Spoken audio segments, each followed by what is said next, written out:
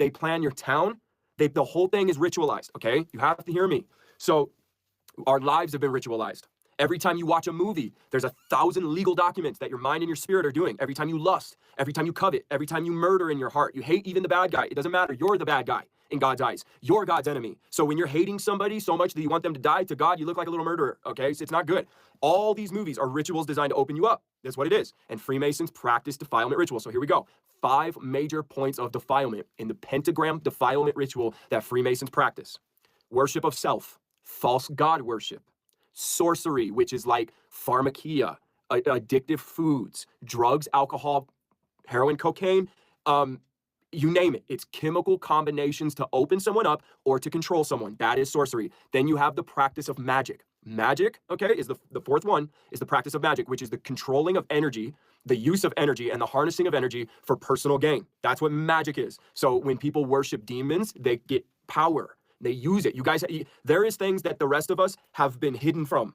But there's secret societies of people practicing very powerful things, and they do it through this ritual because they gain full control over you when you spend all your time serving yourself, worshiping false gods, drinking, smoking, doing drugs, getting yourself addicted to their foods, their coffees, everything, you name it, you're giving them control. The practice of magic. Our phones, in some ways, you guys are going to change the channel, I know, are a type of magic. The harnessing of energy. They tell us it's like electricity. It is, I know. I just think these things were given to us through the great geometrician.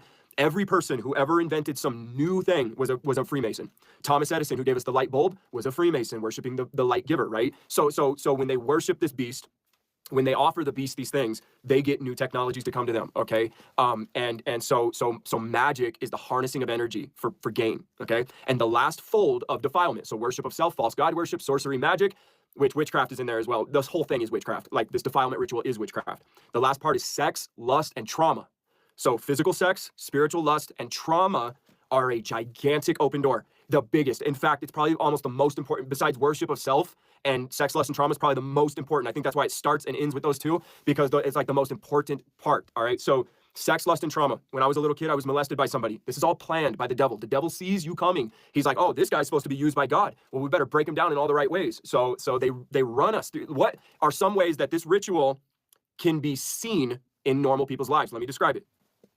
You are a person who grew up, you went to school, you had good friends in your town, okay? You had every promise on your life. Probably voted best dressed or most likely to succeed, okay? But you were having sex before you got married. No big deal. Moving on. You got married. You had kids. You bought a house. You're working.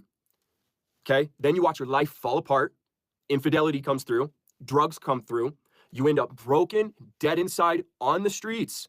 All because your life has been put through a 5-point major defilement ritual that gives control to our secret enemy, hiding in the darkness, gossiping about us, lording over us, and